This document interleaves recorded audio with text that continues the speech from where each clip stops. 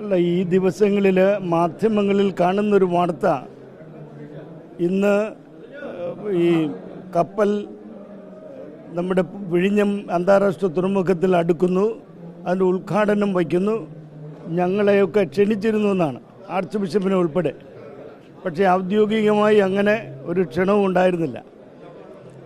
ഔദ്യോഗികമായി ക്ഷണം നൽകാതെയാണ് ആർച്ച് ബിഷപ്പിൻ്റെ പേര് വച്ചിട്ട് നോട്ടീസ് അടിച്ചിരിക്കുന്നത്.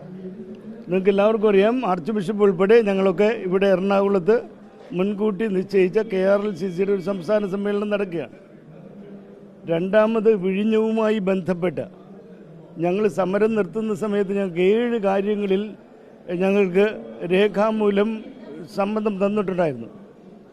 അതിലൊരു കാര്യമാണ് കുടാലെ ചെയർമാനായിട്ടുള്ള കമ്മിറ്റിയുടെ റിപ്പോർട്ടും പഠനവും. ഞങ്ങളോട് പറഞ്ഞിരുന്നത് 4 മാസം കൊണ്ട് ഇടക്കാല റിപ്പോർട്ടും 6 മാസം കൊണ്ട് പൂർണ്ണ റിപ്പോർട്ടും പ്രസിദ്ധീകരിക്കുന്നതാണ്. പക്ഷേ 1 വർഷത്തിലേറെയായി ഞങ്ങൾ മനസ്സിലാക്കുന്നത് റിപ്പോർട്ട് പ്രസിദ്ധീകരിച്ചു കഴിഞ്ഞു. ഞങ്ങളുടെ ഈ അഫക്റ്റഡ് ആയിട്ടുള്ള 128 മത്സ്യത്തൊഴിലാളികൾ, വീടും അവരുടെ സ്ഥലവും ബാക്കിയെല്ലാം നഷ്ടപ്പെട്ട് ക്യാമ്പുകളിൽ കഴിഞ്ഞിരുന്ന ആളുകൾ, അവർക്ക് അർഹമായ പുനരധിവാസം ലഭിക്കണമെന്ന് പറഞ്ഞ് ഹൈക്കോടതിയിൽ കേസ് കൊടുത്തിരിക്കുകയാണ്. ബഹുമാനപ്പെട്ട ഹൈക്കോടതിയുടെ മുമ്പിൽ ജൂൺ മാസം 6-ാം തീയതി ഈ ആളുകൾക്ക്, മത്സ്യത്തൊഴിലാളികൾക്ക് വേണ്ടി അപ്പിയർ ചെയ്യുന്ന പ്രശാന്ത് ഭൂഷൺ വക്കീൽ ഉൾപ്പെടെ ആവശ്യപ്പെട്ട് ഈ റിപ്പോർട്ട് പുറത്തു വരണമെന്ന്. ജൂൺ 6-ാം തീയതി തന്നിട്ടില്ല. ജൂൺ 10-ാം തീയതി വീണ്ടും ഹൈക്കോടതി ആവശ്യപ്പെട്ട് ഇവർക്ക് ആ റിപ്പോർട്ട് കൊടുക്കണമെന്ന് പറഞ്ഞ് റിപ്പോർട്ട് സീൽഡ് കവറിലാണ് ഹൈക്കോടതിയിൽ നൽകിയത്. എന്ന് പറഞ്ഞാൽ ഞങ്ങളുടെ മേഖലയിൽ ഉണ്ടാകുന്ന ആഘാതങ്ങൾ സംബന്ധിച്ച് പഠിക്കാൻ നടത്തിയ പഠനം, ഞങ്ങളുമായിട്ട് സംസാരിച്ചിട്ടാണ് ഇത് പഠനം പൂർത്തിയാക്കി ഞങ്ങളുമായിട്ട് സംസാരിക്കുന്നത്. പക്ഷേ അതൊന്നും സീൽഡ് കവറിൽ നിൽക്കുകയാണ്.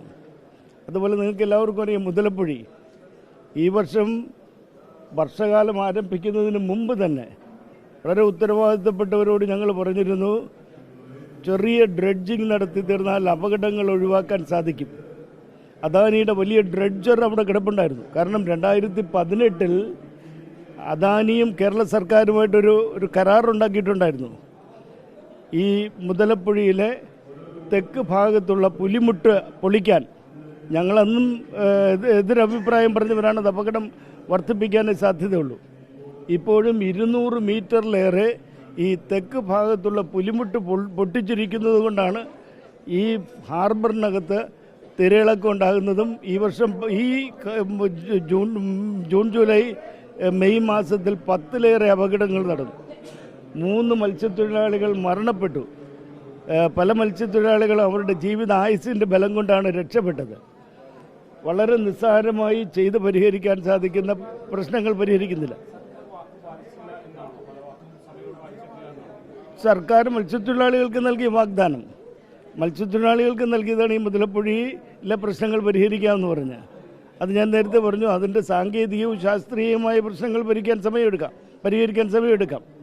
പക്ഷേ CWPRS പൂനെ കേന്ദ്രീകരിച്ചുള്ള ശാസ്ത്രീയമായ പഠനം മുതലപ്പുഴയെ സംബന്ധിച്ചും നടന്നതിന് ശേഷം കേന്ദ്ര സർക്കാർ ഇക്കാര്യത്തിൽ മുന്നോട്ട് വന്നിട്ടുണ്ട്. ഈ പ്രശ്നം പരിഹരിക്കാനായിട്ട് കേന്ദ്ര സർക്കാർ സഹകരിക്കാമെന്ന് പറഞ്ഞു. ആദ്യം കേരള സർക്കാർ കൊടുത്ത 50 കോടി രൂപയുടെ പദ്ധതിയാണ്. CWPRSൻ്റെ റിപ്പോർട്ട് പരിശോധിച്ചിട്ട് കേന്ദ്ര ഫിഷറീസ് വകുപ്പ് മന്ത്രിയായിരുന്ന രൂപാല അദ്ദേഹം പറഞ്ഞ ഈ 50 കോടി പോരാ എന്നാണ്. ഇതുകൊണ്ട് ഈ പ്രശ്നം പരിഹരിക്കാൻ സാധിക്കത്തില്ല. വീണ്ടും അത് പരിശോധിക്കാനായിട്ട് കേരള സർക്കാരിനോട് കൊടുത്തപ്പോൾ പറഞ്ഞത് കേരള സർക്കാർ 164 കോടി രൂപയുടെ പദ്ധതി നൽകി. കഴിഞ്ഞ ദിവസം കേന്ദ്ര ഫിഷറീസ് മന്ത്രി ജോർജ് കുര്യൻ, അദ്ദേഹം വളരെ ജനകീയമായ സമീപനമാണ് എടുത്തത്. അദ്ദേഹം ആ പ്രശ്നം എന്താണ്, മത്സ്യത്തൊഴിലാളികളും ജനങ്ങളുമായിട്ട് സംസാരിക്കാൻ റെഡിയായി. ആദ്യം ബിഷപ്സ് ഹൗസിലേക്ക് വന്ന് ഞങ്ങളുമായിട്ട് സംസാരിച്ചു. അത് കഴിഞ്ഞ് ഗസ്റ്റ് ഹൗസിലേക്ക് വന്ന് വിവിധ മത്സ്യത്തൊഴിലാളി പ്രസ്ഥാനങ്ങളുമായി ബന്ധപ്പെട്ട എല്ലാവരുമായിട്ട് സംസാരിച്ചു. എന്നിട്ട് അദ്ദേഹം നേരിട്ട് ഈ പറഞ്ഞിരിക്കുന്ന മുതലപ്പുഴയിലേക്ക് പോവുകയാണ്. അവിടുത്തെ മത്സ്യത്തൊഴിലാളികൾ, മറ്റ് യൂണിയൻ പ്രതിനിധികൾ ഒക്കെ ആയിട്ട് സംസാരിച്ച് കേന്ദ്ര സർക്കാർ ഇതിനകത്ത് കൈകോർക്കാനും സഹകരിക്കാൻ റെഡിയാണ്. പക്ഷേ കേരള സർക്കാർ ഇപ്പോൾ പറയുന്നത് കിഫ്ബി ഫണ്ട് കൊണ്ട് ഇത് ചെയ്യുമെന്ന്.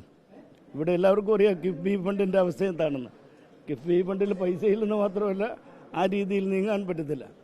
അതുപോലെ തന്നെ ഈ പറഞ്ഞിരിക്കുന്ന വീട് നിർമ്മാണം, ഞാൻ കഴിഞ്ഞ ദിവസം ബഹുമാന്യനായ തിരുവനന്തപുരത്തെ ജില്ലാ കളക്ടറെ വിളിച്ച് സംസാരിച്ചു. ഈ വീട് നഷ്ടപ്പെട്ട ആളുകൾക്കൊക്കെ പുനർഗേഹം പദ്ധതി അനുസരിച്ച് വീടെങ്കിലും വെച്ച് കൊടുക്കുമെന്ന് പറഞ്ഞു. പക്ഷേ അതും ഇപ്പോഴും വഞ്ചി തിരുനക്കര തന്നെയാണ്. ഒക്ടോബർ മാസത്തിൽ അവരെ പുനരധിവസിപ്പിക്കുമെന്ന് പറഞ്ഞു. ഇപ്പോൾ ഓൾറെഡി ജൂലൈ ആയി.